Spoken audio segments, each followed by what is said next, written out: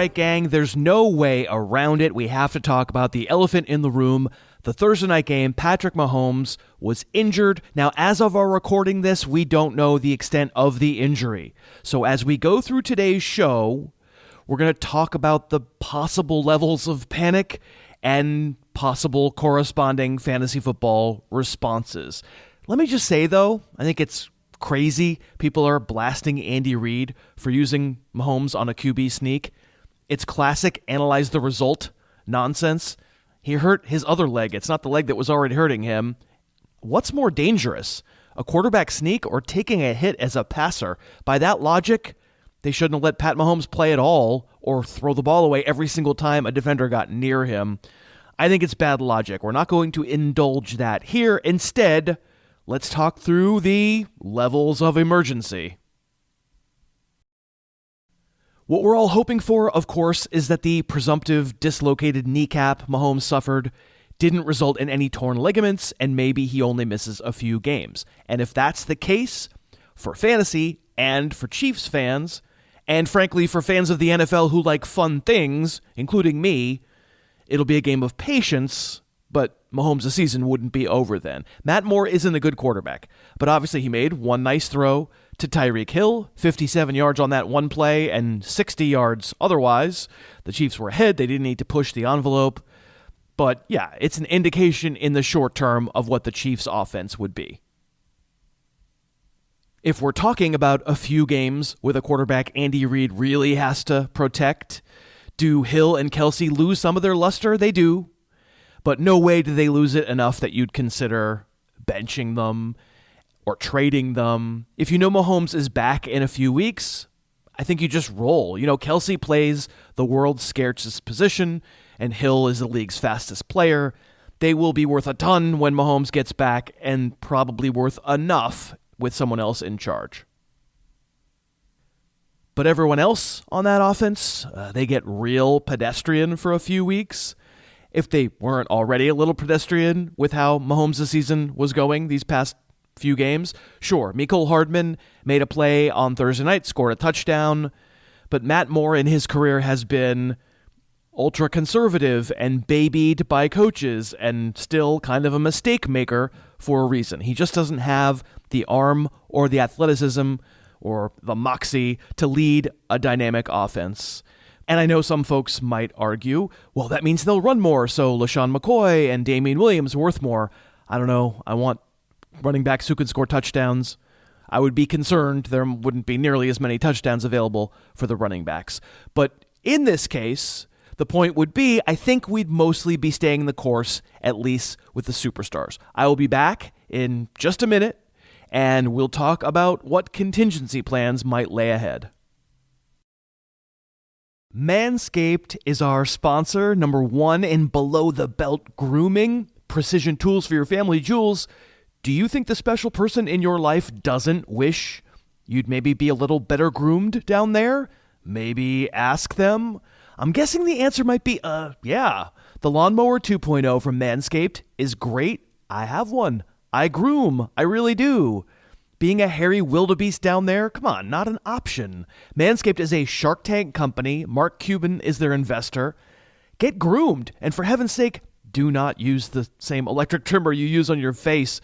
Go to manscaped.com. Use the promo code Harris20. They'll give you 20% off your first purchase. That's manscaped.com. Promo code Harris20. You should be doing this. Okay, if Patrick Mahomes' absence is just a few weeks, I would not want you to use Matt Moore as your fantasy replacement. He's got weapons. I think you can do better.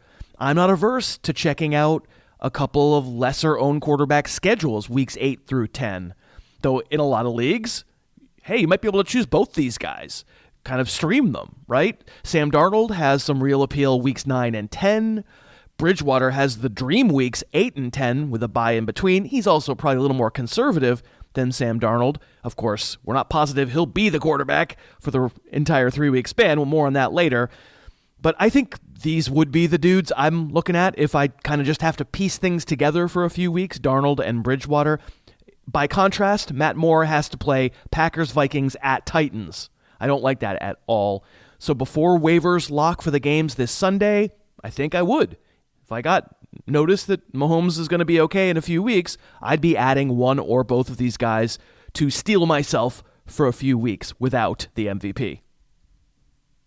Of course, if we discover that Mahomes will be out longer than just a few weeks, and if the Chiefs stick with Matt Moore as the man to lead them, I think our perspective changes. I don't want you to jump the gun before you know what's going to happen, but if it's Moore all year with the Chiefs, history, such as these plays right here, tell me it might not be the worst idea in the world to get out from under those superstars, all Chiefs players, including Hill and Kelsey. I hate the idea of selling low. I wouldn't want you to panic sell and only get, vaguely usable pieces in return. Maybe you wait for a great game and then sell. I don't know, maybe this game of Hill scoring the touchdown will suffice, and maybe you just sort of test the market, because I do not think things would be the same old happy Chiefs offense for the rest of 2019. Matt Moore is a bad combination of conservative and erratic. He's really not a starting caliber player in the NFL. Certainly in such a case where you really do have to see if you can salvage your season with someone else, it might turn out to be time for you to make a trade. So this is my list of quarterbacks from a rest of the season perspective if there's no Mahomes. And it's possible you can wrangle one of them. Maybe there's a squad in your league with two of these guys. Someone maybe who added a Lamar Jackson or Dak Prescott off the waiver wire. Of course, your trading partner will know that you're desperate, so you will have to pay. Now, something that would change my perception of the Chiefs situation would certainly be them taking a chance on this particular gentleman. Colin Kaepernick, about to turn 32. He's obviously a better player than a lot of the starting quarterbacks in the NFL. Probably a really good fit for Andy Reid in terms of mobility. And maybe Reid has just enough goodwill and clout in the league to overcome one of the personal controversies involved. Probably wouldn't happen. And listen, Kaepernick isn't Mahomes and never was, but we would certainly reconvene in such a case and discuss the possibilities. But it does seem pretty unlikely, so instead let's consider the possibility that a couple distressed assets might be able to rescue us, and we don't have to pay full price for a quarterback. Baker Mayfield, consensus top 10 quarterback before the season started, still owned in about 70% of leagues, and he's been bad, no question.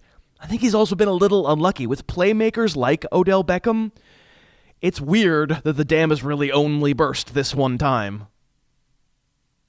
And lest we forget what Mayfield can do when he's on a roll and when he's right, there was legitimately a reason why we looked at that rookie year, this is from 2018, and got excited. He wasn't afraid. He stood in, he kept his eyes pointed downfield, and he threw into tight windows, and he hit them. And I grant you everything. The offensive line in Cleveland right now is a wreck this year. Mayfield is drifting backwards too much. He's not getting bailed out by good play calling, and he's had some receiver drops.